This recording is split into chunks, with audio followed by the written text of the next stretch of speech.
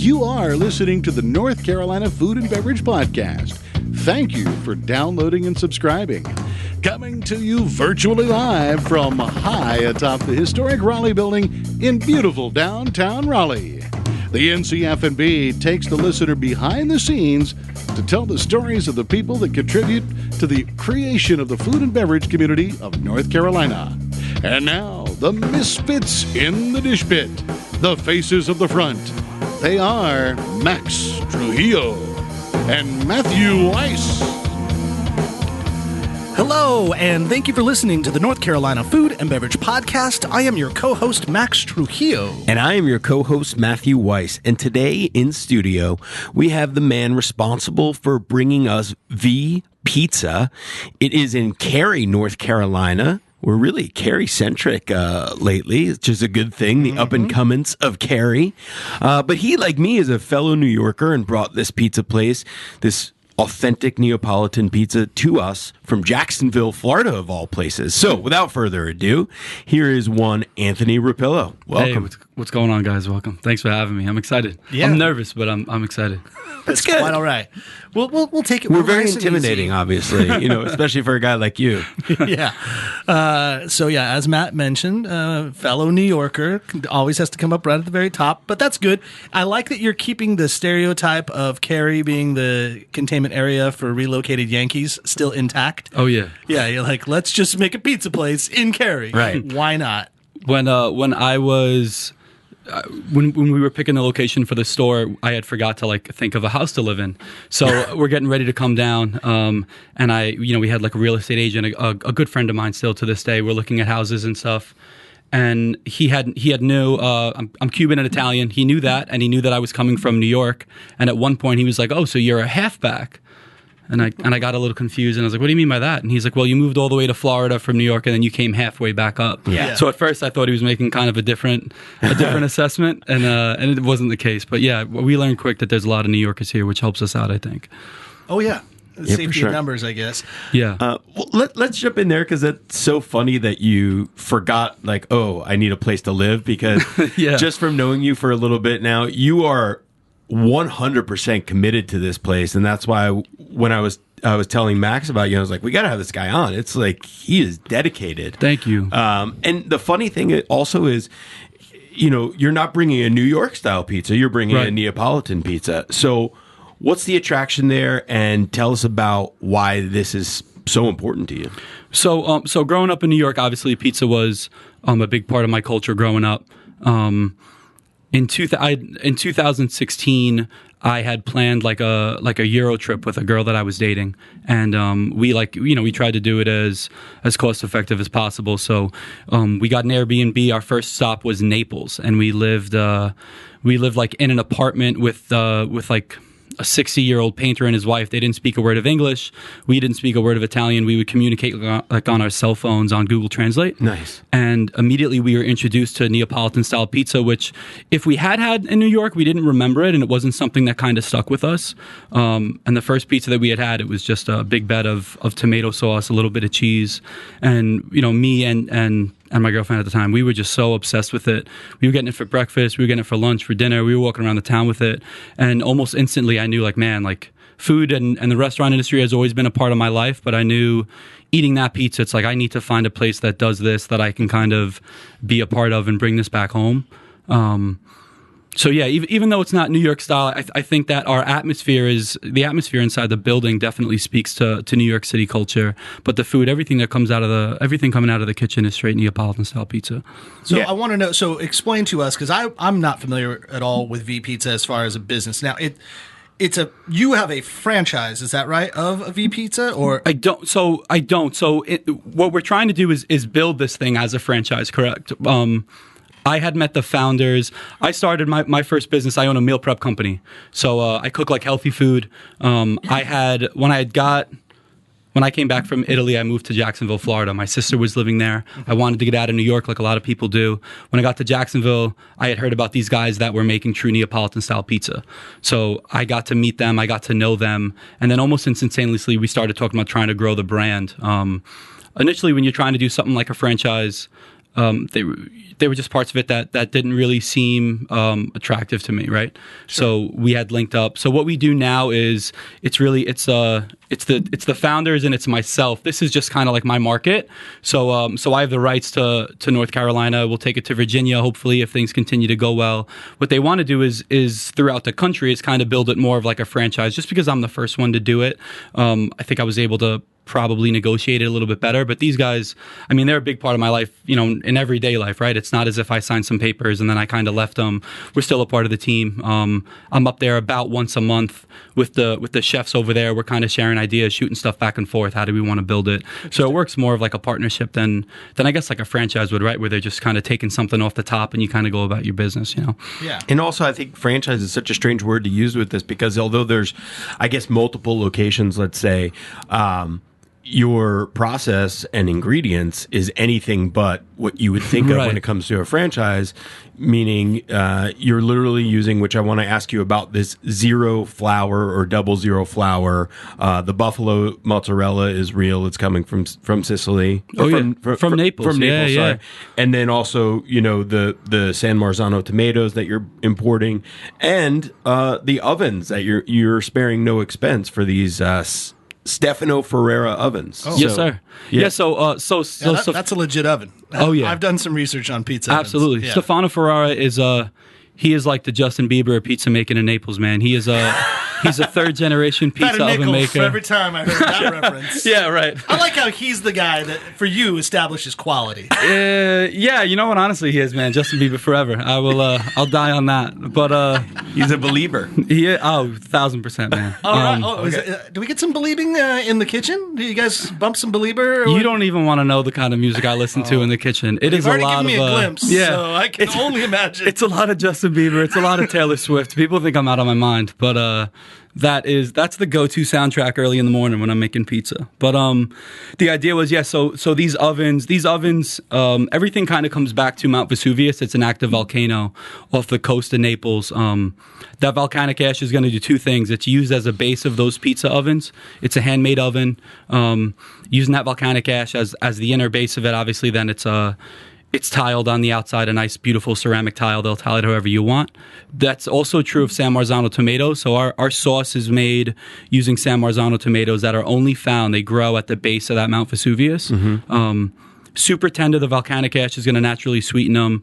Still to this day, when I was there in 2016, you could watch them hand picking the tomatoes because if you try to use a mill on them, they're just going to pop. They're so tender. We'll get them. They come through. We just hand mill them. We add a little bit of basil, and that's the entire recipe. We have a very sweet sauce. We don't add a gram of sugar to it, and that's through that, right? We import our buffalo mozzarella, it's like a premium mozzarella cheese that comes from a water buffalo. It's a lot wetter. It's a lot more watery than a regular mozzarella cheese is. We try to import things like prosciutto di Parma. We're using, the finest sausage. Soppressata, pepperoni. Like people have, they'll come in and order a pepperoni pizza and be like, man, this is like nothing I've ever eaten before. And we want to take a lot of credit for it, right? But it's really not us. It's just the idea of taking the time to source this stuff. Since 2016, I've probably been back and forth from Naples, half a dozen times, if not more, just trying to learn and keep myself up with the culture of what it is that they're doing. Yeah. But from a logistical point, like especially when you want to open more locations and you got a food truck coming up soon and there's locations in Jacksonville, like one, is there enough product, for such a craft product? Right. And then two, how do you do food purveyors like the big ones, Cisco Foods or obviously I don't think or US Foods, like do they have these products or do you have to go source them specifically? So it's funny that you bring up Cisco. So Cisco is who we use. Okay. So Cisco, early on, the process was, the guys that started V are definitely visionaries, right? They are not restaurant guys, and they pride themselves on kind of not being restaurant guys. They just knew that they wanted to bring this product from Italy to America. They kind of had a similar process that I did. They were on vacation. They had kind of toured. They had toured watching those ovens being made with Stefano Ferrara, and that's what kind of made them fall in love with it. And they were almost like naive enough where they weren't thinking about things like food cost. We don't do much of food costs the way that other restaurants do. Our numbers are we can't really use that as a gauge, right?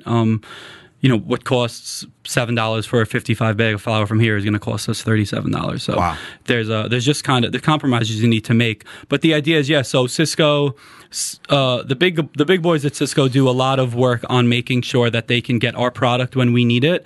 We are, especially us here in North Carolina, because this is the first one out of that North Florida area. Yeah. It was relatively publicized that they could not get me any cheese, so I had to fly to Florida and then rent a truck and then drive back a refrigerated truck full of cheese and things that I couldn't get because when the pandemic had first hit, the supply chain had kind of broken. Right. And to Cisco's credit, they did what they could, but there were certain things that they just couldn't get their hands on, and they had to kind of move the stuff that was going bad in their warehouse, and they're like, hey man, we're not taking any orders. So it was kind of up to us to make it work. Unfortunately, we are sometimes we're out of menu items than when we shouldn't be, and it's not something that we're excited about. But if the alternative is getting something that doesn't come from Italy, we're just not going to use it because we're not going to compromise what we're doing. The thought process is, the pizza's relatively expensive. We understand that, and if people are going to come and spend, their hard-earned money on it, I can't. As soon as you make one substitute and you do it one time, you'll be okay with it, right. And then we'll compromise, right? So instead, we'll just 86 stuff, man, and just hope to get it back. I do want to say, I've heard for a while, talking to some of the guys over at the Got to Be NC, at like all of our North Carolina agriculture and all. It was Jack Nails that told us about local buffalo mozzarella being made in Charlotte and in Greensboro.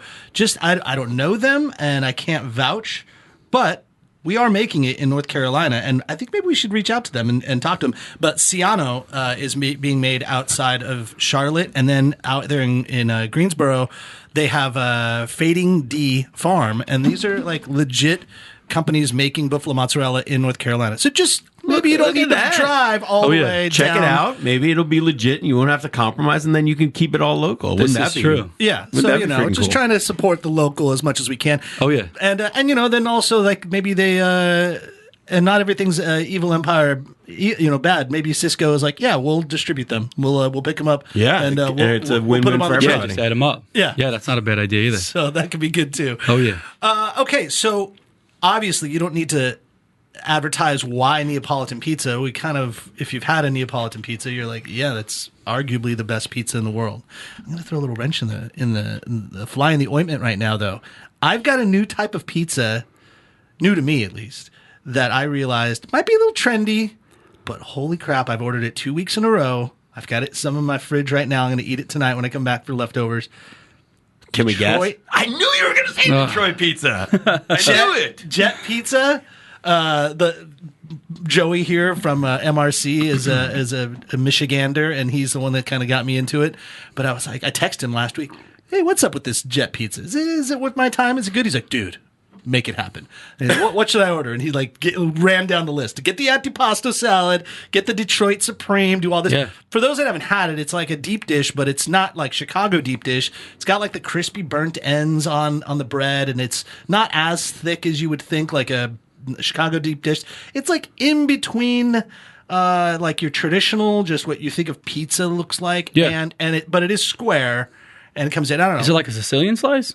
It's kind of like it. I'm almost going to have to put up pictures and like go from there. But I don't know. I've been hearing a lot about it, so that's why I knew you were going to go there about like the trend of Detroit pizza. But yeah, I mean, don't worry. If I'm going to mention Jets at all, it's going to be pizza, not your horrible football teams that can't beat the Patriots in the last seconds. If they would have won that game, I think New York would have rioted. Yeah, seriously, it was the best outcome possible. Oh, literally. So you can kind of see. We're looking at pictures right here, but it's like, yeah, it's got a crispy edge to it. It's a little thick. But man, if you want to look at what we're looking at right now, it's Jet Pizza and Cary. There's a bunch of them. There's one up in North Raleigh. That looks good. So pretty good. It looks like a Sicilian slice. It looks like a Sicilian slice. If you're from New York, don't call it Detroit pizza. Yeah. Just say you're eating a Sicilian slice. I have to agree. So wait, I'm gathering then these two pizza aficionados have not had the Detroit pizza then. I don't call it Detroit pizza. But we can't wax intellectual. He's not even acknowledging that it's a Detroit pizza. Yeah, right. My Sicilian slice. It looks really good. Is that just Jet Pizza's proprietary, or is that what they're saying that Detroit pizza is? They're claiming, like categorically. It's right here. Our buttery Detroit-style square pizza is legendary with its signature crunch and aromatic flavored crust. Because that's one thing they do. You can get different types of flavors on your crust. You can get a buttered crust, you can get a garlic crust, a pesto crust, and then they cheese-filled crust. Sure, why not? I don't know, but I don't represent them, but it was pretty good. Not too bad at all. I would say if you I endorse. Well, if I had to rank pizzas stylistically, Neapolitan would be number one, and that's kind of a no-brainer. I think anyone says opposite, you just don't understand pizza. Like, Neapolitan is the highest craft of pizza, in my opinion. Yeah, agreed. But then, the dirty, slutty, like, slice of New York thin, like, cheese pizza is also, like, a close second, but it's a totally different type. Like, it involves, like, it's the low-tech version, right? Right. Equally as good, but it's like the McDonald's to the In-N-Out or something like that. They're both good, but one's made with really great fresh ingredients. The other one is just slopped on there and salty and buttery. Well, Anthony Guerra is knocking down the door right now, dude. He's like, what are you saying, Max? How dare you? So, what do you think, Matt? Pizza rankings. What do you think is the best pizza out there? Okay, so listen, I have to be honest, probably not eaten as much Neapolitan pizza as I should have to try it. But and I had your meatballs, and they were exceptional, gluten-free, no bread. They were fantastic. But it's the nostalgia for me of a New York slice that still, for me, reigns supreme. All right. Well, and I guess Anthony, you're going to say Neapolitan. I am. Yeah. So. It's tough. I mean, like New York, I'll never go home and not. I mean, I'll get out at JFK, and then I grew up in Howard Beach, which is right outside of the airport. And the first place I'll go every single time is I'll go to New Park Pizza and I'll get a slice. And it's going to be just as good as it was, when I was growing up as it is now. I mean, it definitely, like you said. I mean, we don't look at as all these pizzerias kind of open up, we're new on the block, and obviously we understand that there's a lot of like quote unquote competition, but not really. I mean, the options aren't going to be, do I want a New York slice or do I want to go to V? It's its own different ball game. You know what I mean? So like this Detroit pizza is not like, if I wouldn't spring this on someone if I said, hey guys, we're having a pizza party at my house, right? And then I showed up with Detroit pizza, you'd be like, what? Yeah, I mean, 100%. But like if I brought Neapolitan pizza, or even, dare I say, like a local Domino's, it's like people are like, yeah, I get it, that's what pizza is, you know? So this is like a chapter of pizza off to the side, but it lives in its own way. Quite delicious though, because I also spent 5 years of my life with West Coast pizzas with Wolfgang Puck, and he like put pizza on its ear. And because he's got barbecue sauce and chicken and California arugula, all of that, like that kind of changed the pizza landscape for a while. I don't know if that was like a good time in the line of pizza. Like I think now history will not be kind to the West Coast pizza era, the CPK and the Wolfgang Puck Cafe era of pizzas. I don't see a lot of people like adding those to their menus today. Is all I'm saying. I think what say you? I think they kind of morphed into more like it went back to a traditional Neapolitan, like the things that he took. I find maybe some of those ingredients are now showing up on traditional Neapolitan. So I'll give you an example. Like a lot of stuff that we do is, the only prerequisite is that we need to make sure that we're sourcing the best ingredients. And then once you do that, it kind of gives, what we want to do is make sure that, even myself and like whoever the executive chef is at the time, whoever the kitchen manager is, we want to make sure that we're giving them kind of the leeway to make like these weird, crazy pies. So we have like weekly special pizzas. Mm-hmm. The weekly special pizzas that we put out there are insane, right? Oh yeah, and they're very strange. They're very off the cuff, and we'll put mac and cheese on a pizza, and we'll do weird stuff. Give me an example of something you've done. The weirdest thing that we have, not even on our special menu, but just on our menu, is we have a mac and cheese pizza called the Mac and Tack. The difference is that our mac and cheese sauce is going to take imported cheddar, imported Gouda. It's a handmade pasta. The sauce is going to take around 6.5 hours to cook in the oven. Wow. We're going to make it, we'll do a fresh batch every 4 days. And then we're going to throw globs of it on a pie with shredded mozzarella cheese. We're going to go fresh pancetta, fresh basil.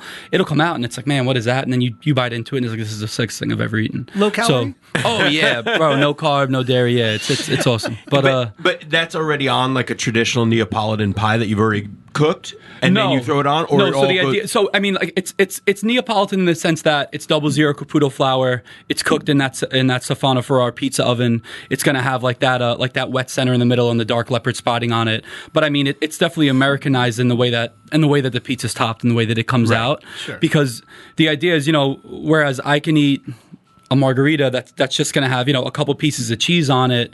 And I can't remember the last time I didn't eat that for breakfast, right? Yeah. But the idea is a lot of other people are going to see that pizza and be like, man, where's the cheese? This isn't what I'm looking for. Mm-hmm. So we needed to kind of make that compromise where, the process is going to be Neapolitan and those ingredients are going to be locally sourced. Yeah, locally sourced. It's going to be sourced from Italy, but we're going to try to Americanize these pies because, a family of 8 comes in, you got to be able to please everybody at the table. You can't make the expectation that your 9-year-old son is going to want to eat, these really like refined and like nuanced flavors. Sometimes, you got to get crazy with it, right? Yeah. So, well, who does please everybody are the folks over at the Folks Foundation. Yes, they do. How quick and easy it was. Smooth. But then not smooth by announcing it. But I am talking about the Folks Foundation who are out there on the on the East Coast of North Carolina. And the Folks Foundation, they are a 501c3 nonprofit company that helps support artisans of North Carolina and lift them up by sponsorships and grants. That they support companies that create music or a podcast, let's say, local artisans all around. So go online, go to their website, which is folksfoundation.org, where you can read their quarterly journal, and you can also get a hard copy of it as well through their website. And feel free to check in and see if you want to support the Folks Foundation as well. You can offer donations there as well so that they can continue to help support artisans such as ourselves. So one more time, folksfoundation.org. Oh, one thing, Matt, we were going to mention it. We didn't do it at the top, but we did have a change, timely in our country, in our nation, since the last time we got on the microphone. What? Yeah, things changed. The Dodgers won the World Series, and that was fantastic. It's 32 years since that happened, and I am proudly letting you all see it. My shirt came in the mail way longer than it took for us to count all the votes for our election process. But so that happened too. Cheers. Cheers. Yeah. Cheers. But what I am wondering about, and when you come into V's Pizza as a family, no matter where your loyalties lie, because you talked about cost. And so I'm wondering, a family goes out for pizza. Oh, hey, kids, let's go. And we're getting pizza. I think, a New York slice, right? But you're going, you get a Neapolitan pizza, and like you said, you have to please everybody. You kind of feel that you need to please everybody. But also, if you get what is a New York pie these days run you? Like $20, I guess, something like that. Like $16 to $20, I guess. So a Neapolitan pizza is a 10-inch pie traditionally, right? Yeah, so we'll go 13-inch at dinner time all day. Oh, and then 13-inch at dinner time. At lunchtime, okay. we have a 10-inch kind of like a personal size pizza. Okay. Yeah. And so that's what I'm just wondering of, like, even as we're progressing and Neapolitan pizza has become more of a thing, like, is that expected? Do you have that conversation with people, or like, especially kids, let's say, and be like, I'm not used to that. Like, what is that? So that's a really good point, and I feel like one of our biggest obstacles when we had first started was, one, we don't sell pizza by the slice, right? And then number two is a Neapolitan. You can't, and then number two is that price point. It can't, there's a little bit of shock involved in it, right? Which is totally fair. Yeah. What is it? What is a 10-inch personal run at V? A 10-inch personal with one topping is going to be $10 plus tax, which isn't bad. Yeah. Our margins on that are not great, right? And they can't be. But the idea is we just want to, we're arrogant enough where I feel like if someone comes in and eats the food, they're going to come back 100 times, right? But we gotta introduce them to it. So because we can't do the whole slice thing, we got to make sure that the first time we kind of knock it out of the park. Our dinner pies are going to start at $15.50, and then they'll run all the way up. Like a house specialty pizza could be like $20. But that's kind of where we kind of need to be. The problem becomes. Not the problem, but an obstacle can become that it's only a 13-inch pie. So like you said, that New York style pizza is going to probably be close to the same price. It's going to be, put pepperoni pizza is going to be $22, right? If you get it from a New York style place. But it's going to be, a 16, 18-inch pie. Right. So, sometimes they're handed a box and it's like, oh, is this all right? So it's up to us. It's up to the staff to kind of educate and make sure that people know what they're walking into.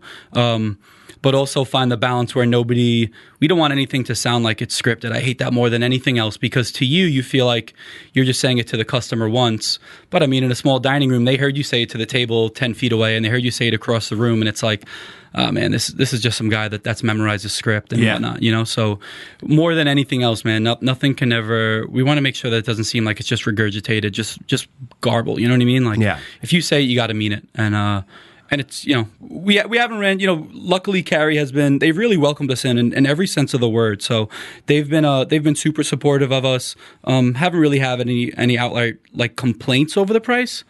Obviously sometimes people wish it'll be a little bit cheaper, and I couldn't agree, I couldn't understand where they're coming from more, but this is what it costs to it's a run a cost of doing business. And the other thing is, for you, I think what V is set aside is your beverage program. You have something like 48 beers on tap or something like that. So super proud of it. I think people are like 54 beers. Excuse me. No, 43 wouldn't have been enough. We wanted to make 48. We wanted to make sure we hit over the 50 mark, because then we could say 50 plus beers, and it's like, is it 75? Who knows? Yeah, it's over 50. Yeah. But I think, like, just from a back of the house or financial sustainability, like, that, okay, I can make money on these beers. Right. And then really, really mitigate the cost of the pizza to the customer. 100%. Yeah. That's why that dining experience is so important to us, right? That's why we have to keep stuff from Naples to keep our quality intact. And then on the front of the house, like I said, we want the atmosphere to be very, very inviting. And that bar program, we just came in. I knew nothing about beer when I got here, like genuinely nothing. Everyone in New York, you're drinking a Heineken, you're drinking a Corona, and you're kind of done with it. And when we got here and we saw how many breweries were kind of around, we wanted to establish ourselves as much of a local supporting brand as we could. Yeah. So, all right, let's jump on this beer thing. Let's get kegs installed. Let's get taps installed. Out of the 54, we always keep at least 44 of them local to North Carolina. We'll have to keep a couple staples, like, whether it be a Bud Light or whatever it is. But sure. We always have the local alternative, and that's what we'll always push. So what we always tell someone is, we tell the people that work for us that if someone orders a Bud Light, you have to give them a local taste of something that's the equivalent, right? So we'll try to lead them to Local Resolution from Raleigh Durham Brewing Company, or we'll try to lead them to maybe Linwood Light, or if someone wants, if someone wants a Yingling, we're going to try to give them a Red Oak and things of that nature. We always want to try to have that equivalent, so we can it's really just to educate people, right? Yeah. I mean, it's hard to go out and try all these beers, but the more that we can do that and push those local brands, it's going to be better for them, and then in turn it'll be better for us, right? We're building those relationships. So I always love the guy that over at like Weiss when I'm working there, where they're like, "I'll take a Bud Light." I'm like, "Oh, we're a brewery, so we make our own beer," and then the guy just like looks at me like with total disgust. Oh, like, yeah. Why would you think that we would sell Bud Light at a place where we make our own beer? Right. But you have some other brands. No, it's only Wye Hill beer. Beer wise, it's only Wye Hill, and then we'll have like guest ciders, or of course like wine and all that. Yeah. Cool. Right. Yeah. Because I'm wondering how that. I'm just, like you said, you have about 10 staples, but I'm wondering, like, would you really, if you didn't, and let's just say you went all local, do you think people would really complain, or they'd feel uncomfortable? There'll probably be like one or two. I mean, so just to be honest, since we reopened after COVID and we got our dining room back, once those like regular domestic beers tapped, we haven't been upping them. So I'll tell you right now, the only domestic beer that we have on tap right now today is Bud Light. I still have probably have 7 handles of domestic beer. The only one that pours is Bud Light. And I'll have people that be like, well, I see it there. I see Michelob, and it's like, oh, well, we don't. It just has less calories and less carbs. And I see these are all connected to the Bud Light tap. Yeah, right. Yeah. And at the end of the day, like sometimes you want to just scream at them like, it's not good beer. Yeah. Like, we have good beer, just try it. So it's up to us. I want to give as many samples of beer to people as I can, because we'll still hit our margins. If I'm giving away 2 free ounces to a customer, we'll be all right.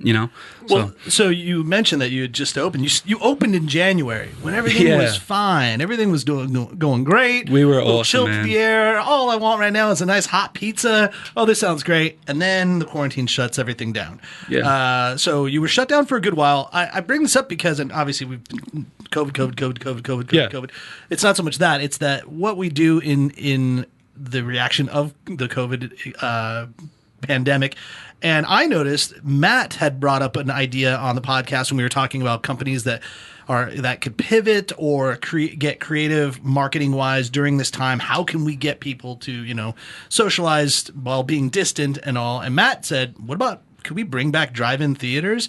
It's like, it'd be a good idea. And then I saw on my Facebook feed 4 days later, V Pizza doing drive-in theaters in your parking lot. Right. But then I also got deeper down that well, and I heard that maybe this is all just smoke, but did the city of Cary shut you down? Yeah, Wake County shut us down. Wake County shut you down. So they were sending cops in every day with threats to find me. The DA was sending emails, and it was messy. So, but okay, I need to understand why, because from what I understand is that you that could be a good answer in general, but you make pizzas, you deliver pizzas. You're delivering these pizzas to cars that are in your parking lot, and then you just have a that big are socially screen. distanced. Yeah, they're not even on top of each other. Yeah, yeah. By the way, while I was driving through the state of Tennessee, the road signs, the digital boards, they would say, "Remember to practice social distancing, both in and out of your car, your vehicle." And I'm like, wait a minute, we're supposed to socially distance our vehicles, like and my what? 2-seater. Yeah, how am I going to do that? No, but like from the next car over, like. Okay, if we're catching COVID from driving next to another guy, then we're in a bad spot. Yeah. So okay, but anyhow, so you were shut down. Mm-hmm. What was their mentality? Like what was going on that were freaking them out? Yeah. So what had happened was, when we lost our dining room, it was a lot of it was a lot of panic, right? And then you kind of put your head down. Are you gonna persevere through this? You're gonna work hard, or you're just gonna kind of just wait for somebody to bail you out. The drive-in movie theater had. I don't even know how I sparked it. I brought it up to my business partner. He kind of laughed at me. He's like, "Bro, like you're gonna waste your time." And we built it. It was super mom and pop-ish. It looked pretty ridiculous, like the way that it was all done. We did our first night. I'm really big on like Facebook and Instagram. We do a lot of like paid advertisements for them and just a lot of posts on it in general. Our first night we had a massive turnout. We probably had like 35 cars. We have a relatively big parking lot. That's a lot of cars. Yeah, but the 35 cars was probably a little bit more than we can handle. There was also no monetary obligation. You didn't have to order a pizza. We didn't care what you were doing. Just come hang out. You'll put something on Facebook. What You'll movie tag were us you on showing, by the way? Snapchat. Only things that we had the legal rights to, obviously. Oh, yeah, of course. But no, we were Justin Bieber's greatest hits. Yeah, right. What we would do is we tried to pick not like necessarily family-friendly movies, but a lot of stuff that like Jurassic World we're showing. And we were just kind of waiting for the expectation was we were going to get shut down by like not Hollywood, but like someone's going to send me like a cease and desist, stop showing my movies. Exactly. And instead, I think when we had our first post using pictures from our first night at the movies, right? Like let's say like day number 2, we had done a Facebook post and it went a little bit viral. And it had like over like 100,000 like comments and whatever else. And it went pretty crazy. And that's what got the district attorney's attention. And they had sent a cop out with like a letter saying that we had to cease and desist. But the officer had come during the day. It was like 11 a.m. So I said, hey, just come back. I was like, we're not doing anything wrong, right? The rules of what these COVID mandates are, we respect them. But at the same time, we don't feel like we're breaking them. So you come back at movie time. And then you let me know what I'm doing wrong. I said, don't come back tonight. I was like, just pick a random night. Just drive around and let us know what we're doing. And they refused. The DA found out a way to reach us, and they started reaching out and emailing and telling us that we were going to get fined. And, we tried to just, we were sending them pictures. I was driving over to Home Depot and showing them the Home Depot line. I was showing them the line to Trader Joe's in my own parking lot. Yeah. And being like, if they're allowed to do what they're doing, we're trying to keep our doors open, man. We just opened the shop. We're trying to keep our people employed. I'm trying to keep, just trying to drive through this. We knew that if we shut our doors, it was going to be hard to reopen them. So it's like, what can we do to stay relevant enough to keep moving? And it was that. And unfortunately, we lost the battle. We had to shut it down. Cops were coming during the movies and just kind of, making people scatter. So it was tough for, because customers don't want to be harassed by a police officer when they're watching a movie in their car. So once that word of mouth started spreading that the cops were actually showing up, we had to leave. But I mean, Food and Wine Magazine did a feature on us. ABC News came out. WRAL was there. So we had a lot of people come out, which maybe in hindsight probably put too many eyes on us. It's not like we could fit 100 cars. We turn cars away every night. We're all distant except for the journalists that are standing around going to each car and tapping on the window. Get out of here! That was the biggest idea was just, the biggest benefit to COVID was every stupid idea that you kind of just have before you go to bed that you never think of again now becomes, hey, let's do it. Let's try it. Yeah, right. we did like TikTok challenges and that failed. We did send us pictures of you eating pizza in weird places and like just whatever we could do to try to stay relevant. Yeah, no, we had some strange stuff going on. I don't know if I want to see that file. Yeah, it was definitely tough. And then the biggest thing is we don't deliver. We refuse to deliver pizza. We don't work with any third-party delivery services. So when you're not doing that through and the reasoning is, nothing against them. It's just the pizza's expensive and there's no preservatives in anything. Obviously, it comes from Europe. They have different guidelines than like the FDA. Like we don't even follow the FDA. We follow the EU. They have stricter food guidelines. So it's not like, you're going to order a Big Mac and you could leave it out in the sun for 6 days. It's going to look like a Big Mac. The pizza's it's not going to hold up for an hour. If the guy stops to get gas and he picks up his girlfriend, all of a sudden the pizza looks, awful, and we're going to get shit for it. You know what I mean? Actually, You're the guy that delivered the guy that delivered my jet pizza yesterday had 3 kids in the background. Like how did that pizza look? You know what I mean? Like I mean, it was fine, but it's just not what you think in your head. You're like, right. Oh, I guess just the family's just driving around. Like, did I that hope they kid didn't eat my pizza. Exactly. Does that kid have cheese on his lip? Like, what was that? You know what I mean? And that story they did about like all the drivers like during the pandemic, how many people are tempted to just like have a fry out of a bag, and it was like a staggeringly high number. It was like 75% of all drivers like, oh yeah, I've definitely had a fry out of the bag. And sometimes they'll have to they'll what? seal them. They'll seal them. It's almost like an envelope. They'll put like their seal like either on the bag or on like a pizza box. And it's like, when I need to protect against my own employees doing something like that to the food, then it's probably not worth it, right? So it's something we steer away from. So we had to find other ways to think outside the box to kind of to keep the sales coming in. And it was what it was. At least it's pizza, right? It's probably the first thing that comes to your mind when you think of takeout. Yeah. So so it helped us power through. So, but business, like, would you say you're doing all right? Like, is business okay at this moment? When we didn't have a dining room, business was really bad. We were probably running at like 40% of what we ran pre-COVID. Sure. Which is still, I mean, just speaking to other people in the business, which is something that we were blessed to do. I mean, now we're probably floating at like 85% of what we were doing before. Okay. So I mean, we're definitely fine. We're blessed, man. We're keep able the lights on right now. 1,000%, man. We were able to keep our entire, whoever wanted to work through, even when we didn't have a dining room, we kept all of them, and we found odd jobs for them to do. We kind of pay people a little bit strangely. We have like a tip house. I heard this, so explain. So what that means is our bartender makes the same amount of tips as our dishwasher does. Whoever's working the shift, 100% of the tips go into a pool. Mm-hmm. We pay a lot more. Like we don't pay like that, like a server minimum wage. Everyone makes between $9 and $12 an hour, depending on kind of their skill level and what they bring to the table. Mm-hmm. And then tip shares at the end of the week are awesome. Like for a full-time equivalent employee, let's say they're scheduled 36 hours a week, they're walking away with $400, $500, $600 a week in tips plus their pay. So I mean, it's a good way to get people paid. We also don't have a lot of turnover. Like I haven't, we have a decent sized staff. I haven't trained a new employee in over 3 months. So the idea is people aren't walking away because the money's relatively good. We try to keep the atmosphere light, and we're blessed to have just a good crew of people, man, that want to come in and grind. So I think that helps us. We wouldn't have had that if it wasn't for that. So I wanted you to give a little example of that, but I also want to, is that a V Pizza thing or is that an Anthony Rapillo thing? That's an Anthony Rapillo thing. Yeah. Okay. So I know that there's a couple that have picked that up back in Florida just because it was, what also helped was when we initially opened, just as, like how concepts change over time. Initially, we were fast casual, and we would, so basically it's like imagine like Five Guys. You stand online, you get a table number, you sit at a table, we bring you your food. Yeah. And, Friday and Saturday, we have a line wrapped around the door. If you have a line wrapped around the door, socially distanced 6 feet, you'd be halfway down the block, right? Yeah. So instead, now we do full You'd service. Be at the Trader Joe's line. Yeah, exactly. So we do full service, which helps the tips go up. We just have, we have people that run around. Usually, like how my day works is I'll come in at 8, I'll do kitchen stuff until around 5. Then when the dinner pop happens, I'll be on the floor. It's just like a waiter, basically. Yeah. And then, people have a lot bigger sections than you would in like a normal restaurant. But the idea is you work really, really hard and you run around for 6 hours. At the end of the week, you're gonna have a lot of money, right? Yeah. So that's how we do it. That's just something that I thought made the most sense. The guys in the kitchen grind, man. Yeah. It's a 1,000-degree oven, and they're doing what they can to get these pizzas out. It was always weird that your server gets a $200 tip, and it's like, all right, I'm out of here. I'll see you later. And the cook's like, I made that pizza. Yeah, they like the pizza too. The host is like, well, they, instead of like you'll tip like 1% to somebody.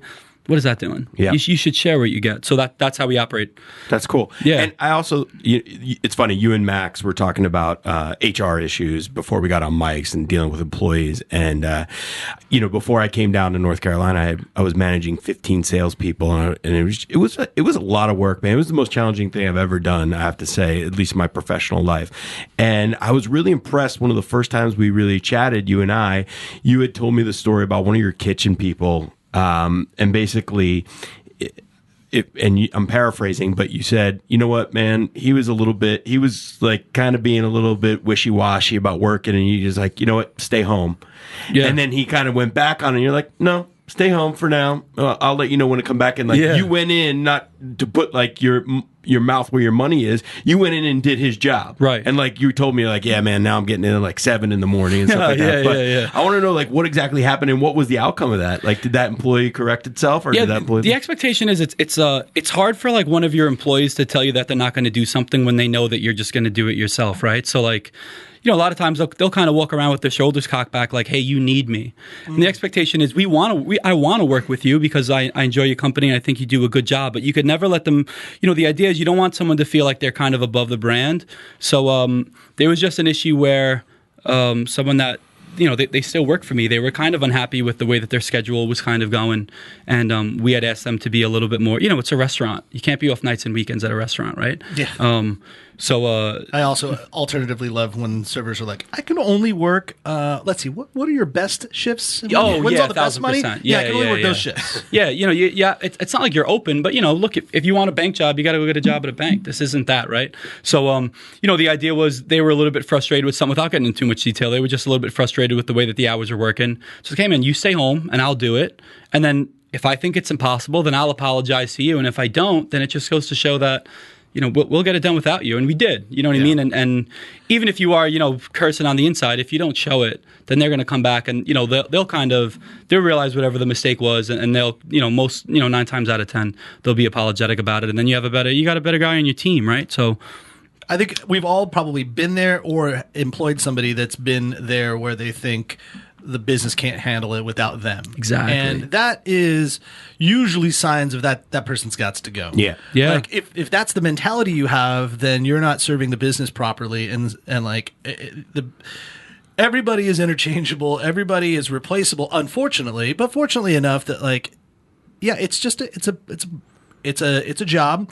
We respect everybody there, and you should respect that you have a job and respect the employees that are around you. And problems are always going to occur because that's the way. Just working with humans, that's the way it is.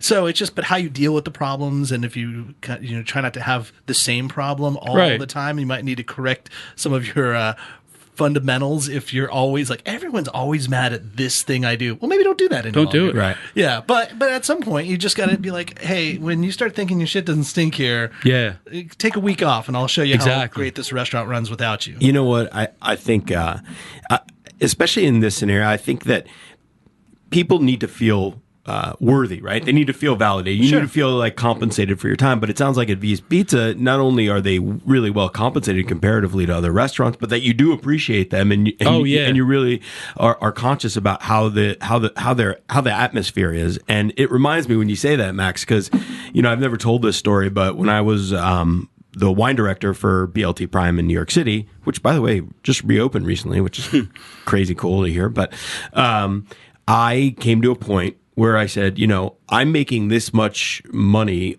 for you guys in sales.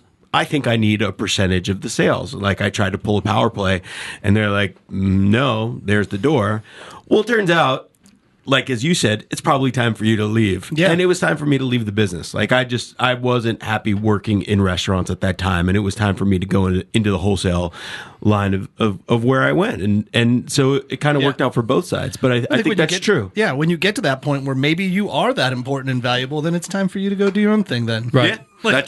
That's up to us to make sure that we're growing enough where if we really do value our employees, we have to make sure that we're keeping them engaged too, right? Because the last thing you want is someone that's just disinterested, and you see someone that maybe was giving you like a 9 or a 10 every day, all of a sudden they drop down to a 6. Either they don't feel appreciated or they just know that they're almost in like a dead end position, right? So that's why we're fighting hard to get that second location. And then as we saw that second location that we thought that we had, we were about to sign a contract on, if it kind of fell through, now it's like, all right, what are we going to do instead? We're going to really push this food truck. I'm going to go get on a plane and go buy this thing and start building it. So now we're going to look at that food truck as, even if they're more or less doing the same thing, Now maybe they'll be outside of a brewery and they got shorts on, and when they're done, they can go grab a beer, and it's just like a different vibe, right? We want to make sure that like our core employees, we have like a core four. It's 4 guys that have been with us, 3 guys and a woman that have been with us since before we opened.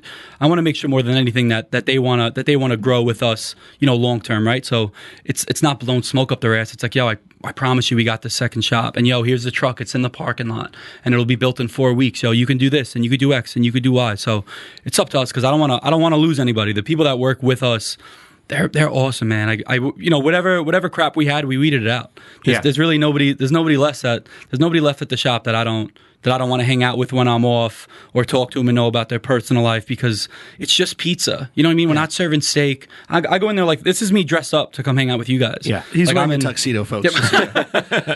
I'm in gym clothes, man, and we're hanging out, we're serving food, and we're going home. Well, you know what I mean? but Anthony, like, I don't know you at all, and I've just met you 5 minutes before we got on the microphones, and you told me a very small anecdote about your new food truck and what you had to do to get it, and you basically revealed who you are as a person in that story. And I say this with a lot of respect for this. So you went up to go get this flatbread truck that you're going to then turn into a food truck. You're going to put these 1,000-pound pizza ovens in there. You're going to bring Neapolitan pizza mobile out to whatever. But you opened the door, you got in, and you looked down, and you saw a stick shift gearbox. Yeah. So I was searching around on TrueCar, wherever I was, and I guess the truck that I was looking at prior said automatic, and I was under the assumption that this one was too. Yeah. So I jumped on a plane and I flew to go pick up this truck, and I had a duffel bag full of cash with me to pay cash so I can get a cheaper deal on it. And I meet the guy who was really pleasant, and then all right, man, let's get in the truck. Open the door. And it was stick shift, and I'm from New York City, and I've never driven a stick shift before. And I was pretty defeated, man. I was like, "Fuck, I don't know what's gonna happen. I think I got to leave." And were you pissed or were you like calm about it? No, I get pissed about everything, man. I have the worst fucking temper in the world. Yeah. I have the worst temper, like, literally on the planet. And so anyway, I wasn't pissed at the guy. It's not his fault. I'm just cursing myself out like, you're an idiot, No. The guy was so cool. And then because the guy was cool, he's like, hey man, I'll teach you how to drive it, and then that's what we did. So he taught me enough where after stalling the thing out 1,000 times, and like, it's loud, right? So like, I think I'm breaking the car every time, like I miss a gear or like I'm holding the clutch down too much. Like, I assume that now I had destroyed this guy's truck, right? So it's like, no, you destroyed yours. Yeah, right. Yeah, right. So after he assured me that he thought that I was good to go, that was it. Jumped in the road and drove it back. And from Pittsburgh. Yeah. And it's about a 9-hour drive.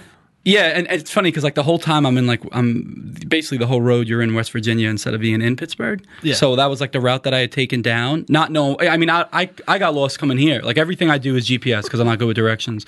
So I'm trying to figure out, just using my left foot makes no sense. The whole thing was such a shit show.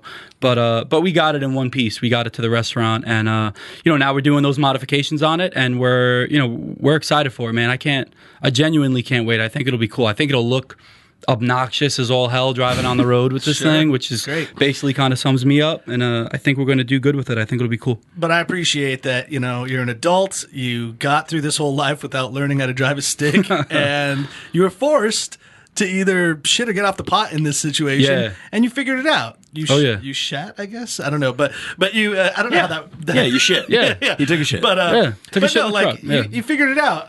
When I bought my first truck at 16, it was a stick, and I had the temerity to think that I would just jump in there and go. I'd been driving my buddy's GTI Cabriolet, whatever, every now and then, and that's a really easy car to drive with a stick. And then I got into this Ford truck, or I was a Toyota 4Runner, and I stalled it like 9 times. And sure, the guy that sold it to me was like, "Bro, I got you. Let's just do this." And drove me around the block 3 or 4 times. That's awesome. Just showed me, because he's like, "I need that $6,500 right now. Yeah. Like, I need to sell this truck to this kid," and I got it. And then you just do it, and then it's like second nature. Then it becomes second nature. That's what I keep hearing, is that now, like, it'll it's like riding a bike, I guess they call it. Yeah. I haven't been in the truck since, because now like we're doing the modifications on it. When you got out, you're like, "Never again." Literally. No, Never bro. again. Yeah, I ran inside. I poured the biggest glass of tequila, and I just watched. I watched the end of that Clemson game, and that was it. And I was done. Oh, you mean the Notre Dame game? Yeah, basically. Yeah, yeah, and that was that. Yeah, that's cool. Okay, back to pizza before we get out of here. Yeah. Just one quick yeah. thing, because we got a couple more things before we leave. You're making a cauliflower crust. Mm-hmm. Is it good? It's so good. Come on. It's so good. Make it gassy, though? Yeah, so the biggest deal is Matt's shaking his head. if we don't if you don't put sauce on it, you keep it as like a white pizza. It's so good. It just tastes like it's like a hot like cracker almost. I love it. It took me a while to even like want to eat it, and then now it's like I get through it. If I want to like pretend I'm healthy, man, I'll do a cauliflower crust. Yeah. A ton of cheese, some pancetta on it, like just keep it sweet and savory, and it's so good, man. I love it. Yeah, Matt, you don't do a lot of gluten in the house, so you could get, because you have the gluten-free crust, but obviously the cauliflower crust I would assume is gluten-free as well. It is, but our 00 Caputo flour, the gluten levels are so. This is again, it's not a V pizza thing. It's just a Naples 00 Caputo flour thing. Yeah. It doesn't register. So if you're gluten intolerant, your body will not. If you have celiac disease, you can't eat it. Sure. But just there's a lot of people that have gluten intolerances. It doesn't register. Maybe I should just pick one up for Sarah and then 1,000%. because she's not celiac, but she's gluten intolerant. Her body, it will not register in her body. She ain't It will got to genuinely know. not register. And she doesn't listen to the podcast, Right, so she so will never yeah. hear Yeah. this. I'm bringing her a V Oh, you pizza should. with Yeah, I'm just telling her yeah. it's gluten free. Yeah. Yeah. That's why you didn't get a pizza, because when you came to pick up the meatballs, I'm like, why is this guy not getting pizza? No, I know you had gluten free, but No, I think we had figured done you didn't get regular pizza. like the night before or something like that. Yeah. So yeah, but So that's interesting. Okay. But yeah, we used to do cauliflower all the time. Actually, like back in the days when Sarah would cook a little bit, she used to actually rice the cauliflower and make it, and they were delicious. I like how has she just given up? She's just like, nowadays I just don't cook. She's like, no. No. Back in the day when she would cook. No, that's cool. All right. Well, maybe that's a cool thing too, is like not try to make it like a replacement for the traditional Neapolitan pizza, but instead it's like, no. If you're going to do the cauliflower, this is a good way to do it. Exactly. Like the white pizza. What else did you put on there? So I'll put like honey pancetta on mine always, like red onions, basil, just like keep it. I want to make it more of like a sweet pizza than I would like something that's more just like traditional. Yeah, see, with I could get in on that. Like if I had my traditional right here and then also that, then it's just like a different dish. Exactly. Yeah, I mean, you can call it whatever you want. It's going to be really tasty. You can have it as an appetizer to your 10-inch pie. Exactly. There you go. That's not a bad idea. That sounds awesome.